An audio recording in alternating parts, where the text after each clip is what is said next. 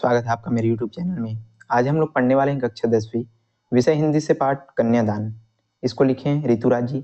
बहुत ही छोटा सा बहुत ही बेहतरीन ये जो कविता है वो होने वाला है। पूरा जो इसका भावार्थ है हम इस वीडियो में समझने वाले हैं। तो चलिए पढ़ना शुरू करते हैं, वीडियो शुरू करते हैं। चैनल को सब्सक्राइब कीजिएगा, अपने दोस्तों के साथ जरूर इसको शेयर कीजिएगा। सबसे पहले यहाँ पर ऋतुराज जी का परिचय दिया गया है, जीवन परिचय इसका पढ़ते हैं। ऋतुराज का जन्म सन 1914 में भरतपुर में हुआ था। इनका जन्म हुआ था 1940 में।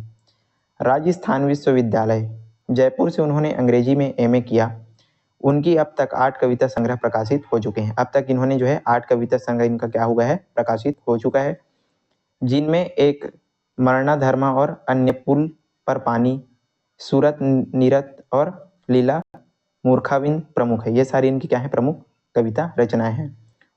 उन्हें सोमदत्त परिमल सम्मान, मीरा पुरस्कार, पहल सम्मान तथा बिहारी पुरस्कार भी मिल चुके हैं। बहुत सारे इनको जो है सम्मान दिए गए हैं।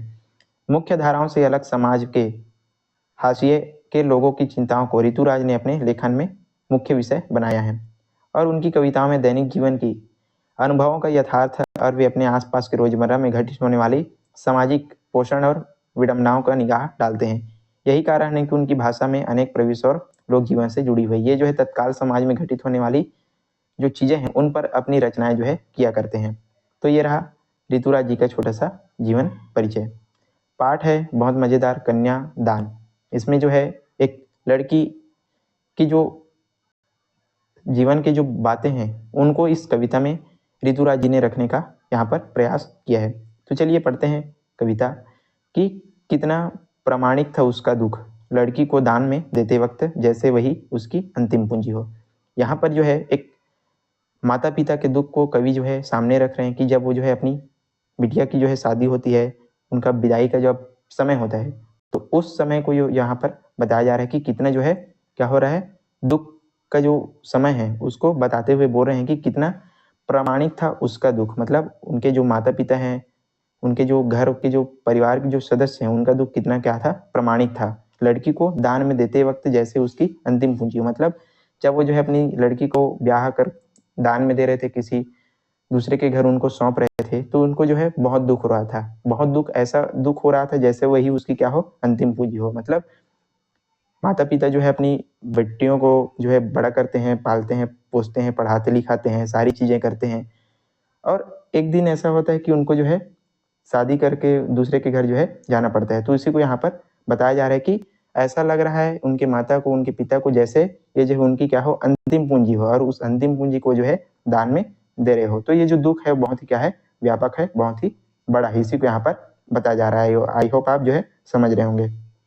फिर क्या बोलता है, लड़की अभी सयानी नहीं थी अभी इतनी भोली सरल थी। वो बोलते हैं ऋतुराज जी अपनी आगे पंक्तियों में कि जो लड़की है अभी कैसी है, सयानी नहीं थी। मतलब वो जो है बहुत ही क्या है, भोली भाली और सरल है। वो जो है ज्यादा बातों को जो है अभी समझ में नहीं पाती, बहुत ही सीधी और भोली भाली है, सरल है। वो जो है अभी सयानी मतलब समझदार जो है नहीं हुई है कि उसे सुख का आभास तो होता था लेकिन दुख बांचना नहीं आता था।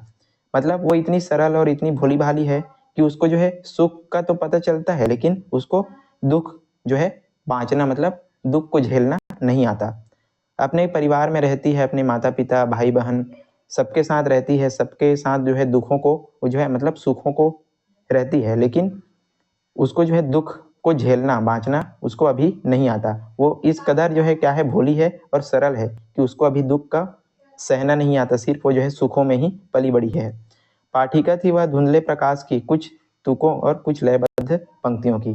कहने का अर्थ ये है कि वो जो है अभी जीवन के सुख दुखों को जो है समझने में उतनी समझदार नहीं हुई है जितना उसको होना चाहिए। अभी बिल्कुल भी वो क्या है, सयानी है, भोली है, सरल है। उसको जो है दुनिया और यहाँ के जीवन की जो चीजें हैं उसको समझने में अभी भी बहुत क्या होती है, कठिनाई होती है। वो सिर्फ सुख में ही पली है, वही उसको दुख जो सहना है वो नहीं आता ऐसा करके। फिर क्या होता है आगे पंक्तियों में, माँ ने कहा पानी में झांक कर अपने चेहरे पर मत रीझना। अब यहाँ पर एक जो माँ है अपनी बेटी को सीख देते हुए बोलती है कि जब तुम अपने ससुराल में जाओगी तो वहां पर क्या क्या करना, क्या नहीं करना, ये सारी जो बातें हैं उसकी सीख यहाँ पर उसकी माँ अपने बेटी को दे रही है। और क्या बोलती है कि अपनी पानी में झांक कर अपने चेहरे पर मत रीझना। कहने का अर्थ ये है कि तुम जो है अपनी सुंदरता का कभी भी जो है घमंड जो है मत करना। कभी भी ऐसा नहीं आना चाहिए कि मैं बहुत सुंदर हूँ, बहुत खूबसूरत हूँ। मतलब अपने चेहरे पर कभी भी मत रीझना।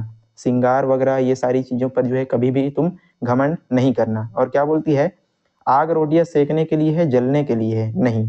और फिर वो बोलती है कि ये जो आग है, जो अग्नि है, वो रोटियां बनाने के लिए है, रोटियों खाना पकाने के लिए है, जलने के लिए नहीं। मतलब यदि तुम्हारे जीवन में कभी भी दुख आए, कई बार होता है कि पारिवारिक समस्याओं के चलते जो है अधिकतर खबर आती है कि कभी कुएं में कूद जाती है या फिर कभी सुसाइड वगैरह। तो ये सारी चीज़ें जो है बता रही है कि तुम जो है ये सारी चीज़ें मत करना। मतलब जो आग है वो सिर्फ खाना पकाने के लिए है, तुम्हारे जलने वगैरह के लिए नहीं है। तो इस प्रकार की जो सीख है वो माँ अपने बेटी को जो है दे रही है और बता रही है। फिर क्या होता है, वस्त्र और आभूषण शाब्दिक भ्रमों की तरह बंधन है स्त्री जीवन के। मतलब यहाँ पर बता रहा है कि बहुत से लोग तुम्हें बोलेंगे कि वस्त्र पहनो, आभूषण पहनो, यही तुम्हारा क्या है, भ्रम है।